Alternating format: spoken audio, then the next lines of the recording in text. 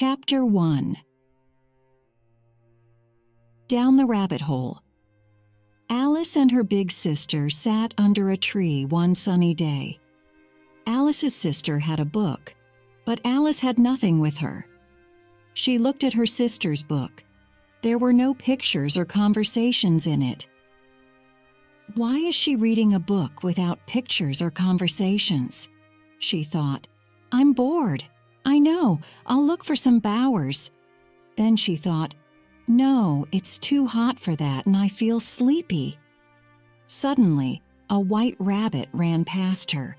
It took a watch from its jacket and looked at it. Oh, I'm going to be late, it said. That's strange. A rabbit with a watch, said Alice. She jumped up and ran after the animal. It ran down a large rabbit hole, so Alice went down the hole too. She didn't stop and ask, how am I going to get out again? Alice fell down and down, but she fell very slowly and didn't feel afraid. What's going to happen next? She wondered. She looked round. There were cupboards in the walls of the rabbit hole. Some of the cupboards were open, and there were books in them. Sometimes she saw pictures. She looked down, but she couldn't see any light. Down, down, down. When will the hole end? She wondered. Perhaps I'm going to come out in Australia. I'll have to ask the name of the country. Please, madam, is this Australia or New Zealand? No, I can't do that. They'll think I'm stupid. She thought about her cat, Dinah. What's Dinah doing? Will they remember her milk tonight? Oh, Dinah, why aren't you here with me? Perhaps there's a mouse here and you can eat it. Suddenly, Alice was at the bottom of the hole. That didn't hurt, she said, and sat up quickly. She could see the white rabbit, and she ran after him again. They were in a different rabbit hole now. Oh, my ears and nose, the white rabbit cried. It's getting very late. He ran faster and vanished through another hole. Alice followed him through the hole. Now she was in a very long room. She looked round for the white rabbit, but she couldn't see him anywhere. There were 4 doors in the room, but Alice couldn't open them. Also, she couldn't see the hole anywhere. How am I going to get out? She wondered. Then she saw a little table. It had a very small key on it. Perhaps it will open one of the doors, she thought. She took the key and tried to open each door with it. But it was no good. The key was too small. This key has to open something, she thought. Then she saw a very small door, about 40 centimeters high. The little key opened it. She put her head down and looked through the door into a beautiful garden. She tried to walk through it, but she was too big. Sadly, she shut the door again and put the key back on the table. Why can't I get smaller? Thought Alice. This is a very strange place, so perhaps I can. She looked at the table. There was a little bottle on it. That bottle was not on the table before, thought Alice. The bottle had "Drink Me" on it in large letters. Alice looked at it carefully. Is it all right to drink? She wondered. I'll drink a little, she thought. She had some and it was very nice. So she had some more. This feels strange, said Alice. I'm getting smaller and smaller. After a short time, she was only 25 centimeters high. Now I can go through that door, she thought. She went to the door but could not open it. The key was on the table. She went back to the table. But Alice was too short and she couldn't get the key. She tried to climb the table legs, but it was too difficult. The little girl sat down and cried. Alice, Alice, she said after some minutes. Don't cry. It isn't going to help you. Stop now. Then she saw a little box under the table. She opened it. There was a cake inside. On it, she saw the words, "Eat me." "Yes, I will eat it," Alice said. "Perhaps I'll get bigger and then I can get the key. Or perhaps I'll get smaller. Then I can get under the door into the garden." She ate some cake. "Will I go up or down?" she wondered. She felt the top of her head with her hand. But nothing happened. She stayed the same size. So she finished the cake. Chapter 2. Alice's Tears. "Oh, what's happening?" cried Alice. "I'm getting taller and taller." She looked down. "Goodbye, feet. Who will put your shoes on for you now? I can't do it. I'll give you some new shoes for Christmas. I'll have to send them to you." In a short time, Alice was more than 3 meters high. "I want to go into that garden," she thought. She took the little key from the table. Then she went to the door and opened it. But she was too big and couldn't go through it. She sat down and began to cry again. Because she was very big, her tears were very big too. "Alice, stop it this minute.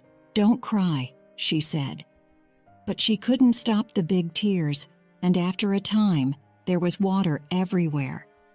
She heard the sound of small feet. She looked down, and there was the white rabbit again. He had his best clothes on, and in one hand he had a white hat. "Oh, the Duchess, he said. "She'll be angry with me because I'm late." Alice wanted to ask him for help. "Please, sir," she said very politely. The white rabbit jumped. He ran out of the room and his hat fell from his hands. Alice took the hat. "Am I different?" she wondered. "I was Alice yesterday, but everything is different today. Perhaps I'm not me now. So who am I? That's the question." She began to think about her friends. "Perhaps I'm one of them," she thought. "I'm not Ada because her hair is different to mine. I don't want to be my friend Mabel because she doesn't know very much. I know more than she does." Then she thought, "Do I know more? Let me see. What's 4 and 4? 8. 8 and 8 is 16. 16 and 16 is... Oh, I can't remember." And she started to cry again. But this time her tears were small tears. She was small again. Why? She wondered.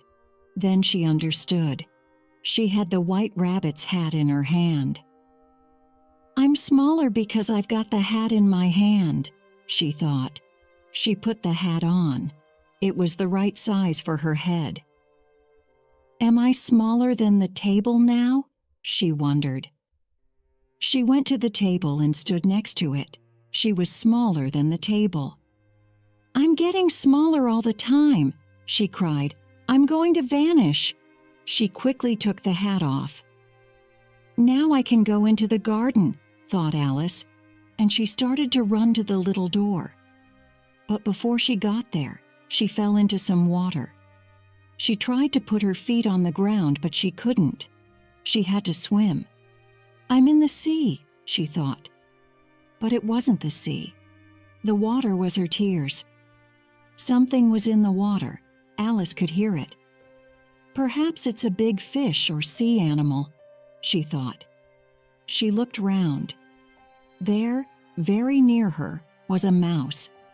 "I'll speak to it," thought Alice. "Everything is strange here. Perhaps it can speak and understand me." "Oh, mouse," she said, "do you know the way out of this room?" The mouse didn't answer. Perhaps it doesn't understand English. Perhaps it's a French mouse, Alice thought. She remembered some words from her school book, so she spoke to the mouse in French. "Where is my cat?" she asked. The mouse moved quickly away from her. "Oh, I'm sorry," said Alice. "I forgot. You're a mouse, so you don't like cats." "Don't like cats," cried the mouse. "I'm a mouse. Of course I don't like cats." "No," Alice said. "No, but I think you will like Dinah. She is a nice, dear thing. She's very quiet and good. She catches a mouse every day. Oh, you're angry again. We won't talk about Dinah anymore." "We," cried the mouse. "I never speak about cats. Our family hates cats. I don't want to hear any more about them." "No, no," said Alice quickly. Perhaps you like dogs. There's a very nice little dog near our house. It likes playing with children, but it works too. It kills all them. Oh, I'm sorry." The mouse looked angrily at her and swam quickly away. "Dear mouse," said Alice softly, "come back again and we won't talk about cats or dogs." When the mouse heard this, it turned round. It swam slowly back. "All right," it said. "I'll talk to you, but let's get out of the water." They climbed out and Alice looked round. There were a lot of animals and birds in the water. When they saw her, they got out of the water too. Chapter 3. A race. Alice and the birds and animals felt cold and wet. The largest bird spoke to Alice. "Good afternoon," it said loudly. "I am the Dodo." "What is a dodo?" thought Alice, but she smiled politely. "Hello, Dodo, I'm Alice," she said. "I have an idea," said the Dodo. "We all want to get warm, so let's have a race, a caucus race." "What is a caucus race?" Alice asked. "I can tell you," said the Dodo, "but I won't. I'll show you. That will be easier." He put the animals and birds in different places in the room. In a race, somebody usually says, 1, 2, 3, go! But the Dodo didn't do that. Everybody started to run at different times and stopped at different times too. After half an hour, the Dodo cried, "Everybody stop!" All the birds and animals stopped. Then they all came to the Dodo and stood round it. "Who was first? Who was first?" they shouted. The Dodo had to think about it. He sat for a long time with his finger in his mouth. Then he said, "Everybody was first, so everybody can have a chocolate." "But who will give us the chocolates?" the mouse asked. "She will," the Dodo said, and looked at Alice. The birds and animals came and stood round Alice. "Chocolates, chocolates," they cried. "What am I going to do?" thought Alice. "I haven't got any chocolates." But then she saw a box of chocolates near her feet. "Here we are," she said, and opened the box. There was one chocolate for each bird and animal. "But Alice has to have something, you know," said the mouse. "Of course," the Dodo answered. He turned to Alice. "What can you have?" he asked. "I can have the box," said Alice sadly. "Give it to me," said the Dodo, and Alice gave it to him. They all stood round Alice again, and the Dodo gave her the box. "Please take this beautiful box," he said. "This is very stupid," thought Alice, and she wanted to laugh, but she didn't. She took the box and smiled politely. The animals and birds ate their chocolates noisily. Some of them cried. The big animals and birds wanted more, but the chocolates were too big for the small birds, and they had to eat them very slowly. When they finished their chocolates, they sat and looked at Alice. "Oh, where is Dinah?" said Alice. "I want her with me." "And who is Dinah?" the Dodo asked. Alice loved to talk about her cat. "Dinah's our cat. She's very nice and very clever and fast. She can catch a mouse in the morning for her breakfast and a little bird in the evening for her dinner. "Oh, I'm sorry." It was too late. The birds and animals started leaving. One old bird said, "I really have to go home. It gets so cold at night." Another bird called to her children, "Come away, my dears. It's time for bed." They all spoke politely to Alice and left the room. "Oh, why did I talk about Dinah?" cried Alice. "Nobody likes Dinah down here, but she's the best cat in the world. Perhaps I'll never see her again." She sat down and started to cry again. After a time, she heard the sound of small feet and looked up. "Perhaps it's the mouse," she thought. Chapter 4. The White Rabbit's House. It was not the mouse. It was the White Rabbit. He came slowly into the room. "Oh, my ears and nose," he said quietly. The Duchess, she'll be angry. They'll cut off my head, I know. Oh, where is it? Where did it fall?" "He's looking for his hat," thought Alice. She wanted to help him, but she couldn't see the hat anywhere. She looked round. Everything was different now. She wasn't in the long room anymore, and there was no table or water. She was outside again, in the country. The White Rabbit saw her. "What are you doing out here, Mary Ann?" he asked angrily. "Run home this minute and bring me a hat. Quick, now." Alice didn't say, "I'm not Mary Ann." She felt too afraid. She ran fast, and after a short time, she came to a pretty little house. Above the door were the words, "W. Rabbit." She went in and ran up the stairs. "This is very strange," she thought. "I hope I don't meet Mary Ann. Why am I bringing a rabbit his hat? Perhaps when I get home I'll do things for Dinah. Perhaps I'll watch mouse holes for her." She went into a small room. There, on a table, was a hat and a little bottle. Alice took the hat and looked at the bottle. It didn't have the words, "Drink me," on it, but she drank from it. "I know something interesting will happen," she thought. "When I eat or drink something here, it always does. I hope I get bigger this time. I don't like being small." She drank half the bottle. "Oh, I'm getting much taller," she cried. "Oh!" Her head hit the top of the house, and she put the bottle down quickly.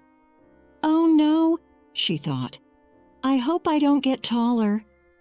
She sat down. But after a very short time, she was too big for the room. She had to put one arm out of the window and one foot in the fireplace. "I can't do any more," she thought.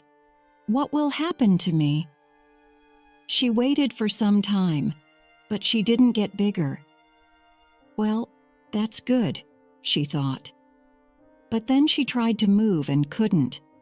She didn't feel well, and she was very unhappy. "I'm never going to get out of here," she thought. "It was much nicer at home. First I get larger, then I get smaller, then larger. Oh, why did I go down the rabbit hole? But it is interesting here. Perhaps somebody will write a book about this place and about me. Perhaps I will, when I'm bigger." Then she remembered, "But I'm bigger now." She heard somebody outside. "Mary Ann, Mary Ann, where are you? Bring me my hat." The words came from the garden, outside the window. It was the White Rabbit. He came inside and ran up the stairs to the room. He tried to open the door, but he couldn't because Alice's back was next to it. "I'll climb in through the window," the rabbit said. "Oh no, you won't," thought Alice. She waited and listened. One of her arms was outside the window. When she could hear the rabbit outside the window, she moved her arm up and down. There was a little cry. "Pat, Pat, where are you? Come here," shouted the rabbit. "Coming, sir," Somebody or something answered. "What's that in the window?" asked the rabbit. "It's an arm, sir," Pat answered. "Don't be stupid. How can it be an arm? It's too big." "It is very big, but it is an arm, sir." "Well, what's it doing up there? Take it away," said the rabbit angrily. Alice moved her arm again. Now there were two little cries. Everything was quiet for a short time. Then something hard hit her arm. "That hurt," said Alice. Something came through the window and fell on the floor. Alice looked down. It was a little cake. A cake? Why did they throw a cake? She wondered.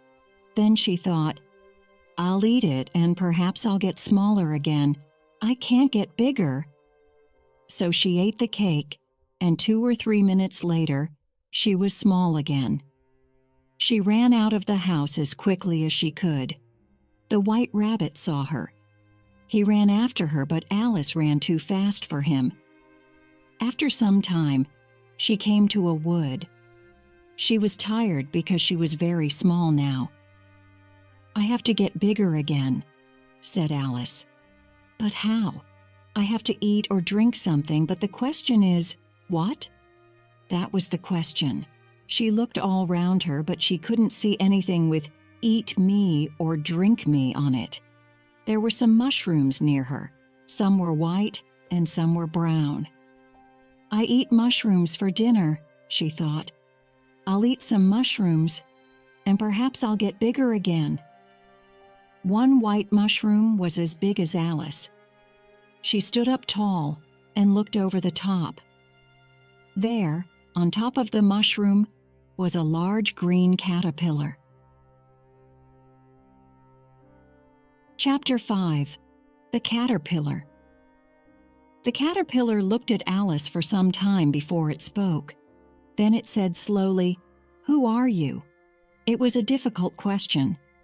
I don't really know, sir," Alice said.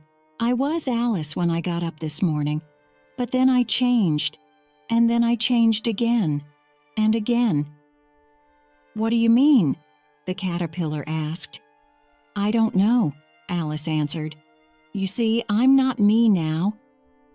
"I don't understand," said the caterpillar. "I'll try and tell you," said Alice. "You see, I change all the time. It's very difficult for me." "Why? I can change very easily." "Well, perhaps it's not difficult for you, but it is for me," said Alice. "For you? Who are you?" said the caterpillar and laughed. Alice felt angry. "It asked me that question before," she thought. She stood very tall and said, "I will tell you, but first you tell me. Who are you?" "Why do I have to tell you?" asked the caterpillar. This was another difficult question, and Alice could not answer it. This caterpillar isn't very friendly, she thought.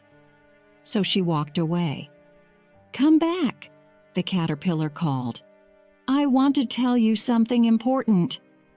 Alice turned and came back again. "Don't get angry," said the caterpillar. "Is that all?" Alice asked. She felt very angry with the caterpillar. "No," said the caterpillar. It did not speak for some minutes. Then it said, "So you're different, are you?" "Yes, I am, sir," said Alice. "I can't remember things, and my size changes all the time. Sometimes I get bigger, and then I get smaller again." "So you can't remember things," said the caterpillar. "Try this. Repeat, 'You are old, Father William.'" Alice put her hands behind her back and repeated, "You are old, Father William," the young man said. "And your hair is now very white. So why do you often stand on your head? Do you think at your age it is right?" "You are old, Father William," the young man said. "You are old and really quite fat.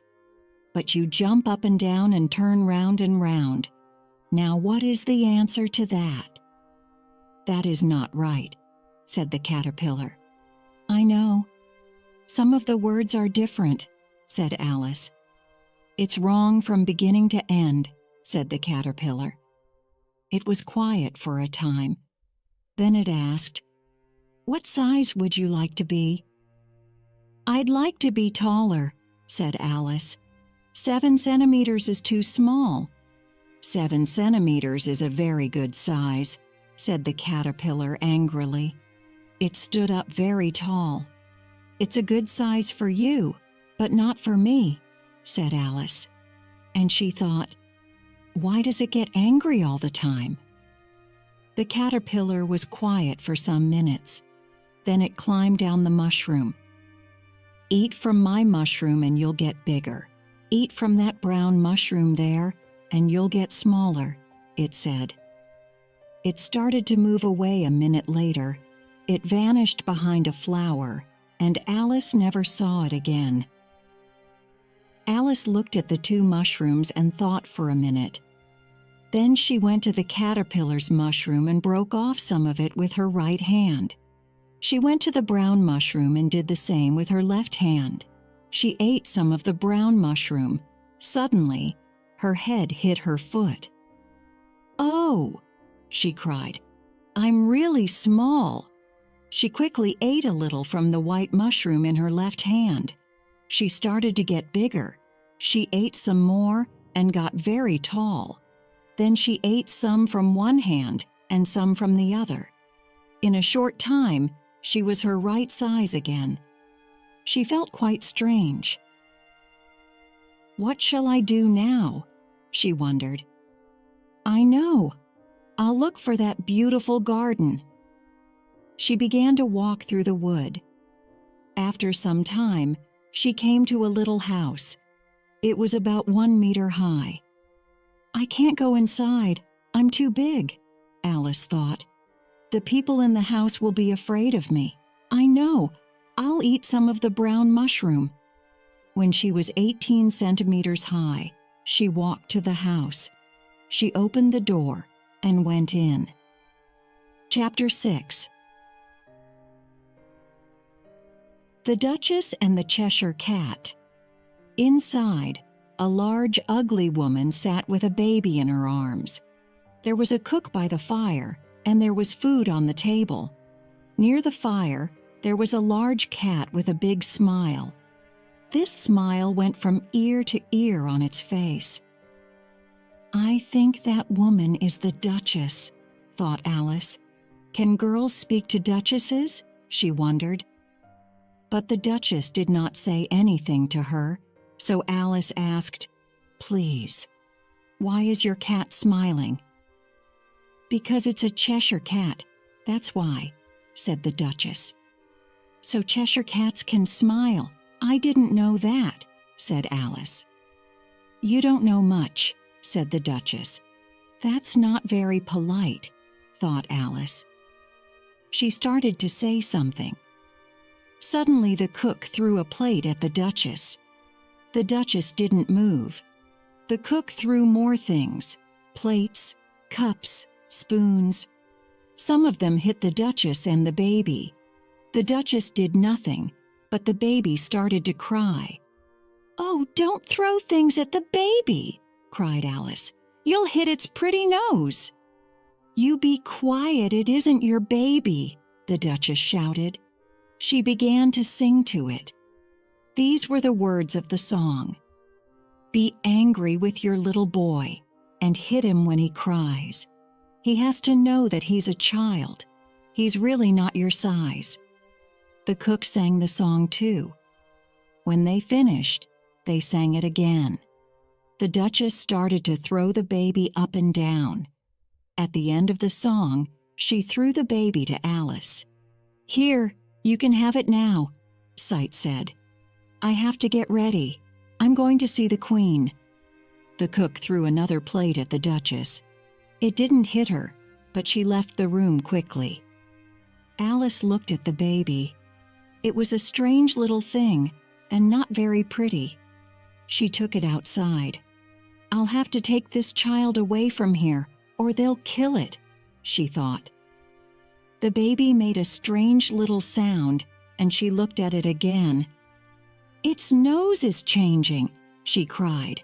She looked at it very carefully. "Its face is changing. Everything is changing. Oh, it's not a baby anymore. It's a pig." It was very strange, but the baby was now a pig. "What am I going to do with it?" Alice thought. The pig made another, louder sound. Alice put the little animal down, and it ran happily away into the wood. "It wasn't a pretty baby, but it's quite a pretty pig," thought Alice. She looked around her and jumped. The Cheshire Cat was up in one of the trees. The cat smiled at Alice. "It looks kind, but perhaps it will get angry. They all get angry in this place," thought Alice. So she spoke to it very politely. "Cheshire Cat, dear," she said. The cat's smile got bigger. "Please, can you help me? I want to go somewhere new," said Alice. "Where do you want to go?" asked the cat. "Somewhere different," Alice said. "Somewhere different," repeated the cat. It thought for a minute or two. Then it said, "Walk that way and you'll come to a house. A man lives there. He makes hats and he's very strange. We call him the Mad Hatter." "But I don't want to meet a strange man," said Alice. The cat didn't answer her. It said, "Walk this way and you'll find the March Hare. He's strange too." "But I told you, I don't want to meet strange animals." "Oh, you can't help that," said the cat.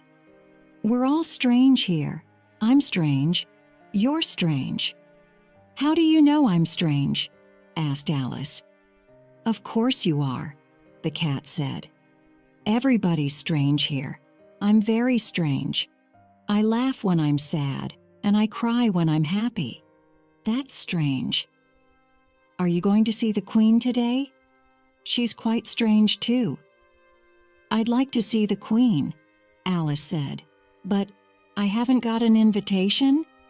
"You'll see me in the Queen's garden," said the Cheshire Cat, and vanished. "That's strange, but not very strange," thought Alice. She waited for 2 minutes, and the cat came back again. "What happened to the baby?" it asked. "It changed into a pig," Alice said. "I knew it," said the cat, and vanished again. Alice stayed under the tree for a short time. "Perhaps it will come back again," she thought, but it didn't. "I think I'll go and visit the March Hare," said Alice. She started to walk to his home. After some minutes, she heard a sound. She looked up, and there was the Cheshire Cat in a tree, a different tree. "Did you say pig?" asked the cat. "Yes," Alice answered. Then she said, "Cheshire Cat, 1 minute you vanish, and the next minute you're there again. I don't like it." "I know," said the cat, and this time it vanished quite slowly. First its body went, then its legs. Then all of it vanished, and there was only its smile. There are a lot of cats without a smile, but a smile without a cat, now that's very strange, Alice said. Slowly, the Cheshire Cat's smile vanished too, and Alice began to walk again. She saw the March Hare's house through the trees. It was bigger than the Duchess's house. Alice ate some of the white mushrooms. She got bigger again. In a short time, she was about 60 centimeters high. She felt afraid, but walked to the house. I hope the March Hare isn't too strange, she thought. Chapter 7. A Tea Party. There was a tree in front of the house. Under the tree was a big table with a lot of chairs round it. But there were only 3 at the table: the Mad Hatter, the March Hare, and a large brown mouse. The mouse sat between the Mad Hatter and the March Hare. It was asleep, so they talked over its head. When they saw Alice, they cried, "No, no, you can't sit here. There isn't a place for you." "There are a lot of places," Alice said. She sat down in a chair at one end of the table. "Have some wine," the Mad Hatter said politely. Alice looked round the table, but there was only tea. "I don't see any wine," she answered. "There isn't any," said the March Hare. "Then why did you say, 'Have some wine'?" "It wasn't very polite of you," Alice said angrily. "We didn't invite you to tea, but you came. That wasn't very polite of you," said the March Hare. "No, it wasn't." "Cut your hair," said the Mad Hatter. "Oh, be quiet," said Alice. The Mad Hatter opened his eyes very wide, but he said nothing. Then he took out his watch and looked at it. "What day is it?" he asked. Alice thought for a little. "Wednesday, I think," she said. "My watch says Monday," the Mad Hatter said. "You see, I was right. Butter isn't good for a watch." He looked angrily at the March Hare. "But it was the best butter," answered the March Hare. "Yes, but you put it in with the bread knife. Perhaps some bread got in." The March Hare took the watch from the Mad Hatter and looked at it sadly. Then he put it in his tea. He took it out and looked at it again. "It was the best butter, you know," he repeated. Alice looked at the watch. "It's a strange watch," she said. "It tells you the day, but it doesn't tell you the time." "So? Does your watch tell you the year?" asked the Mad Hatter. "No," Alice answered, "but it's the same year for a very long time. And my watch doesn't tell the time because it's always tea time." Alice thought about that. "I don't really understand you," she said politely. She looked round the table. There were a lot of teacups on the table. "We move from place to place," said the Mad Hatter. "Don't you wash the cups?" asked Alice. "No, we don't have time," said the Mad Hatter. "Why not?" asked Alice. "It's a long story," said the Mad Hatter. "Time was my friend, you see, but he and I aren't friends now, so he doesn't do anything for me, and I don't have time for anything." "I see," said Alice and smiled politely, but she didn't really understand. "Oh, look, the mouse is asleep again," said the Mad Hatter. He took his teacup and put a little hot tea on the mouse's nose. It woke up and started to sing. "Be quiet," the Mad Hatter said very loudly, and the mouse stopped singing. "Have some more tea," the March Hare said to Alice. "Thank you, but I haven't got any tea. So how can I have some more?" "You can have more," the Mad Hatter said. "You can have more than nothing." "I don't think," Alice began. "Then don't speak," the Mad Hatter said. Alice got up angrily and walked away from the table into the woods. "Perhaps they'll call me back," she thought, "and then they'll be nice to me and give me some tea and bread and butter." But they didn't say anything.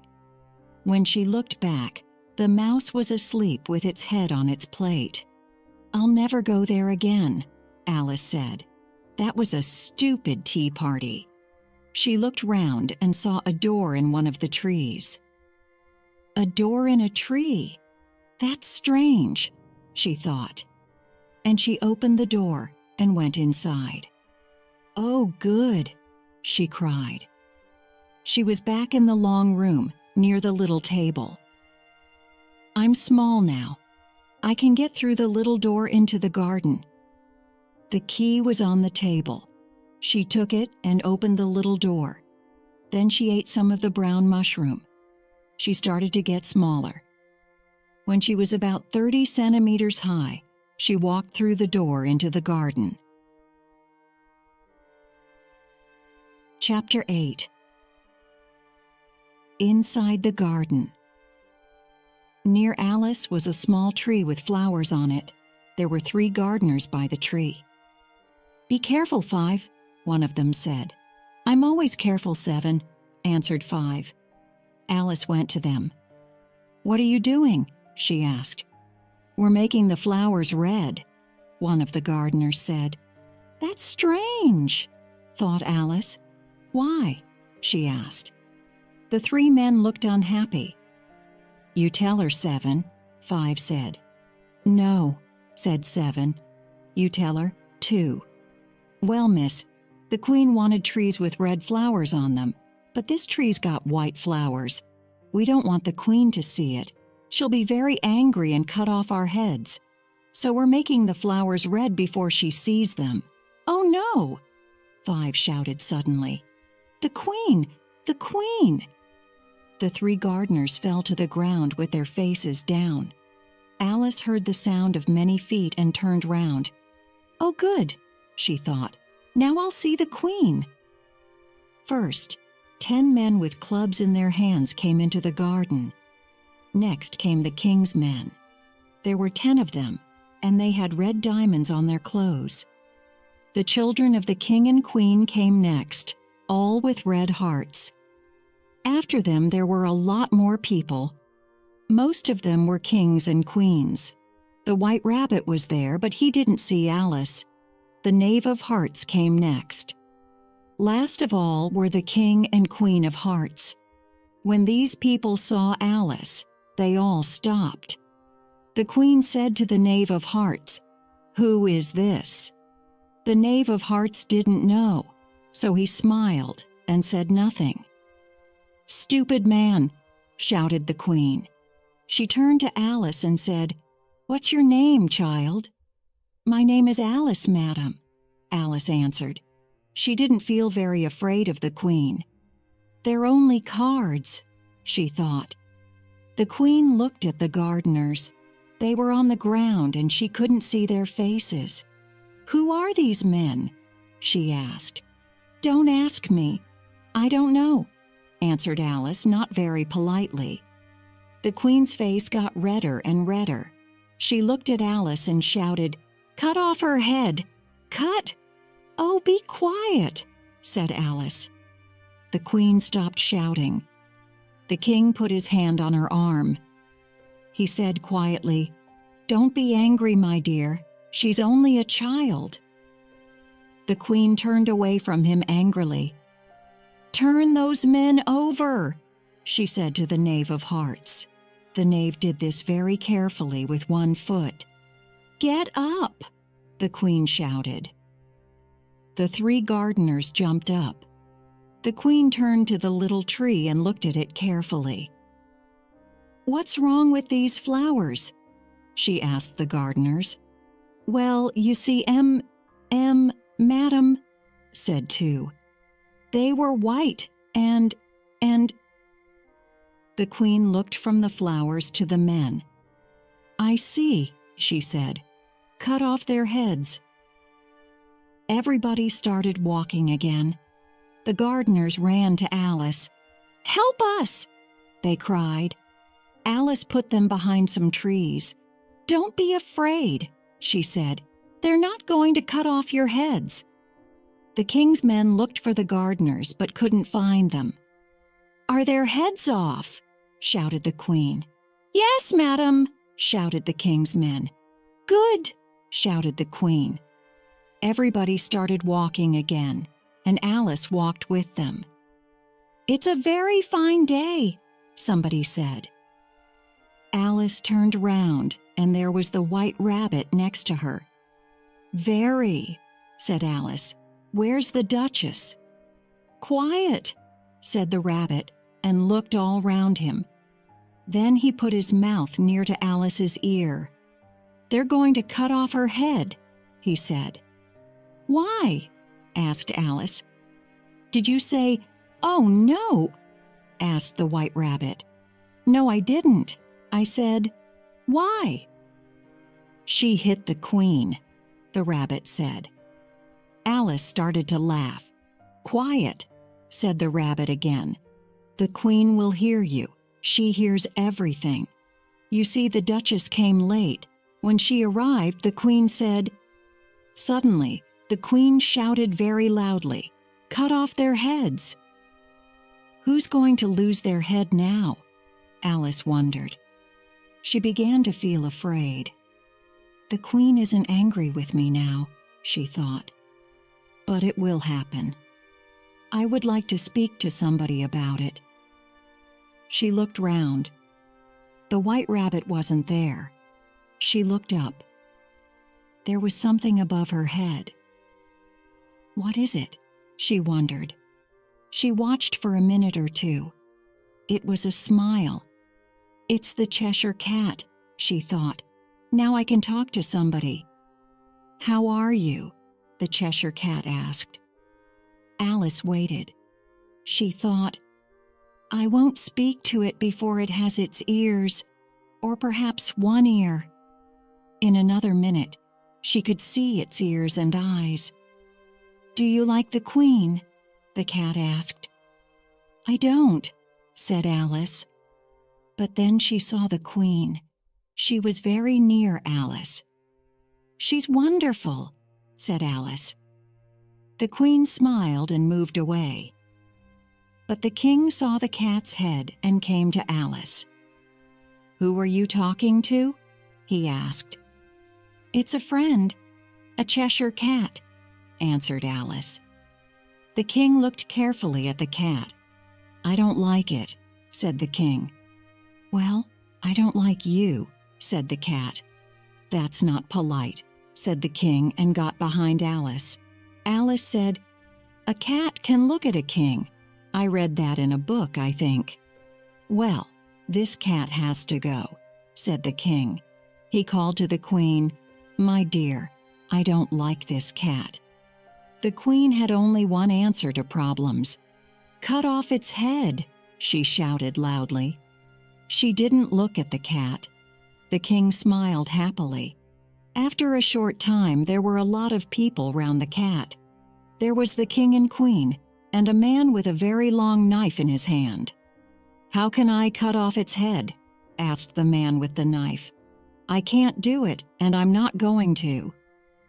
Oh, yes, you are, said the King. It's got a head, so you can cut it off. Do something now, or I'll cut off everybody's head, said the Queen angrily. What do you think? The King asked Alice. Alice thought for a minute. Then she said, It's the Duchess's cat. Ask her about it. Bring the Duchess here, the Queen said. Then the Cheshire Cat's head started to vanish. Somebody came back with the Duchess. But now there was nothing above Alice's head, not an eye or an ear or a smile. The King looked for the cat for some time, but he couldn't find it anywhere. Come for a walk, you dear thing, the Duchess said to Alice. She put her arm through Alice's, and they walked through the garden. She's very friendly to me, thought Alice. Perhaps when the cook isn't there, she's nice. When I'm a Duchess, I'm going to be kind to my children. Are you thinking? Asked the Duchess. You have to talk to me, you know.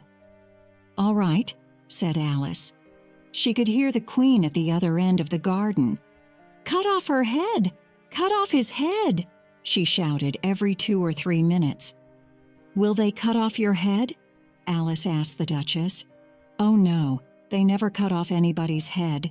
The Queen likes saying it, but she never does it. Alice wanted to ask more questions, but they heard a cry. The trial is beginning. What trial is it? Alice asked. The Duchess didn't answer and started to run. Her arm was in Alice's, so Alice ran too. Chapter 9. Who took the tarts? Alice and the Duchess followed everybody into a house with one very large room. The King and Queen were there. They sat on big chairs above all the animals and birds. All the cards were there too. Near the King was the White Rabbit. He had a paper in his hand and looked very important. The Knave of Hearts stood in front of the king and queen. He stood between two men, and his head was down. It was his trial. In the middle of the room was a table with a large plate of tarts on it. Alice found a place and sat down. She looked round. "I know a lot of the animals and birds here," she thought. She looked hungrily at the tarts. "I hope they finish the trial quickly," she thought. "Then we can eat the tarts." Suddenly, the White Rabbit cried, "Quiet, please." The king looked round the room. "Read the paper," he said. The White Rabbit stood up and read from a very long paper. The Queen of Hearts. She made some tarts, one lovely sunny day. The Knave of Hearts. He took those tarts. He took them all away. "Cut off his head," cried the Queen. "No, no," said the rabbit. "We have to call people into the room and ask them questions." "All right then, call the Mad Hatter," said the king. The Mad Hatter came into the room. He had a teacup in one hand and some bread and butter in the other hand. "Why did you call me? I wanted to finish my tea," he said. "When did you begin your tea?" asked the king. The Mad Hatter thought for a minute. The March Hare and the Mouse were quite near him, and he looked at them for ideas. Then he said, "March the 14th, I think." "15th," said the March Hare. "16th," said the Mouse. "Write that down," said the king to the White Rabbit. Then he said to the Mad Hatter, "Take off your hat." "It isn't mine," said the Mad Hatter. "Oh, so you took it from somebody, you bad man," said the king. "No, no, I sell hats. I'm a hatter," answered the Mad Hatter. He looked very afraid. "Don't be afraid or I'll cut off your head," said the king. "I'm not a bad man," the Mad Hatter cried. "But the March Hare told me." "I didn't," the March Hare said quickly. "Well, the Mouse said—" The Mad Hatter stopped and looked at the Mouse. But the Mouse didn't say anything, because he was asleep. "After that," said the Mad Hatter, "I cut some more bread and butter." "But what did the Mouse say?" asked the king. "I can't remember," the Mad Hatter said. "You have to remember," the king said, "or I'll cut off your head." "I'm a good man, sir," the unhappy Mad Hatter began. But the king wasn't interested now. "You can go," he said to the Mad Hatter. The Mad Hatter ran out of the room. "Take his head off outside," shouted the Queen. Two men ran after him, but the Mad Hatter ran very fast and they could not catch him. Alice did not feel very well. "What's wrong with me?" she wondered. And then she understood. "I'm getting bigger again," she thought. She was between the Duchess and the Mouse. "You're hurting me," the Duchess said. "I can't do anything," said Alice. "I'm getting bigger." "You can't get bigger here," said the Mouse. "Yes, I can," said Alice. "You're getting bigger too." "Yes, but not as fast as you," said the Mouse. He got up and sat in a different place. "Call the next person," said the king. The next person came in. It was the Duchess's cook. The king looked at her. "What do you know about these tarts?" he asked. The cook didn't answer. "Speak," said the king. "No?" said the cook. "Ask her some questions," the White Rabbit said to the king. All right," said the king. "What was in those tarts?" "Fish," said the cook. "Don't be stupid," said the king. "Call the next person." Alice looked round. Who can it be? She wondered. The White Rabbit looked at his paper and read the next name. Alice. Chapter 10. The end of the trial. "Here!" cried Alice and stood up quickly. But she was tall now, and chairs, tables, and people fell here, there, and everywhere. "Put everything and everybody back," said the king loudly. Alice put them all back in their places. Then the king asked, "What do you know about these tarts?" "Nothing," answered Alice. "That's very important," said the king. "You mean unimportant, sir," said the White Rabbit. "Unimportant, of course," said the king. "Important, unimportant, important, unimportant," he repeated. He looked at Alice carefully. He took a book and read from it. "Alice is more than a kilometer high, so she has to leave the room," he said. "I'm not more than a kilometer high," Alice began. "You are," said the king. "More than 2 kilometers high," said the queen. "Well, I'm not leaving this room," said Alice. The king's face went white. "Cut off her head," shouted the queen. Nobody moved. "You stupid woman," said Alice. She was very large now, and she wasn't afraid of anybody. "Cut off her head," shouted the queen. "Don't be stupid," Alice said. "Who's afraid of you? I'm not. You're only cards." The cards, all 52 of them, came down on top of Alice. She felt afraid and angry and started to fight them. Then she opened her eyes. She saw a tree, a big old tree. She was under it, next to her sister. Her sister's hand was on her hair. "Wake up, Alice, dear," her sister said. "You slept for a long time." "Oh," said Alice, and then she understood. She sat up and told her sister about the White Rabbit and the rabbit hole. When she finished her story, her sister laughed. "Let's go home to tea," she said. "It's getting late." "Oh, yes, I'd like some tea," cried Alice. And she got up and ran home,